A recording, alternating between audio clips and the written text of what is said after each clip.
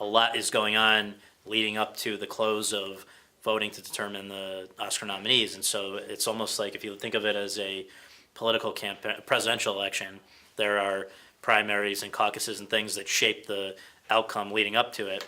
And in this case, there's, something called the Gotham Independent Film Awards in New York. There's, the one contender that we haven't seen yet is called Unbroken. That's Angelina Jolie's movie. In case people catch up with this later, let's just stipulate the date today is November 23 or something, just before Thanksgiving, November 23.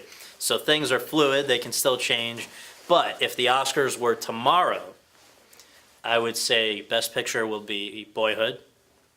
Best Director would probably be Richard Linklater for Boyhood, this 12-year project of unprecedented kind of in the realm of narrative filmmaking. We've seen documentary filmmaking that has dealt with chronicling people over a long period of time, whether it was the 7 Up documentaries or Hoop Dreams or whatever, but never in a narrative format like this.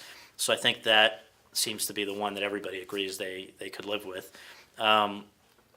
Best Actor is very tight, but my gut feeling is that it will be Eddie Redmayne, who plays Stephen Hawking in The Theory of Everything, who's unbelievable. Although he will get a run for his money from Michael Keaton for Birdman, from Benedict Cumberbatch for The Imitation Game, from David Oyelowo for Selma, playing Martin Luther King, who's terrific.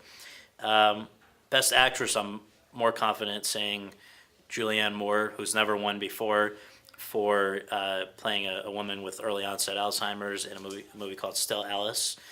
A lot of these are still to come theatrically. I see them at the festivals or whatever en route to their wider release, so people will have a chance to see them still.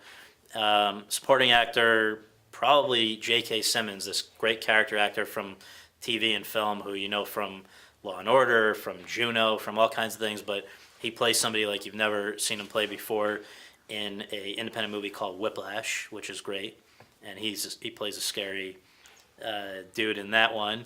And then supporting actress is probably the mother in Boyhood, Patricia Arquette, who has a very emotionally complex part and doesn't have a lot of competition this year as well, so the combination would help her. But then, I know documentaries and foreign films are very big here in Mendocino, so I would say that, documentaries, it could very well be Keep On Keeping On, no G in the keeping, which is about a old jazz legend and a young piano prodigy who, against all odds, become the best of friends. Can't recommend that enough. Citizen4, the Edward Snowden documentary, those are all in serious contention.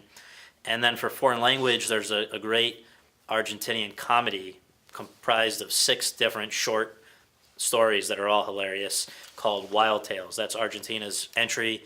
That, I think, could very well be a winner. It's sort of like a Pedro Almodovar movie, but both documentary and foreign language categories, they still have to release short lists and crazy things can still happen. So you can't really confidently predict those until we see the short list. But at this point, I would say Keep On Keeping On and Wild Tales are 2 to look out for.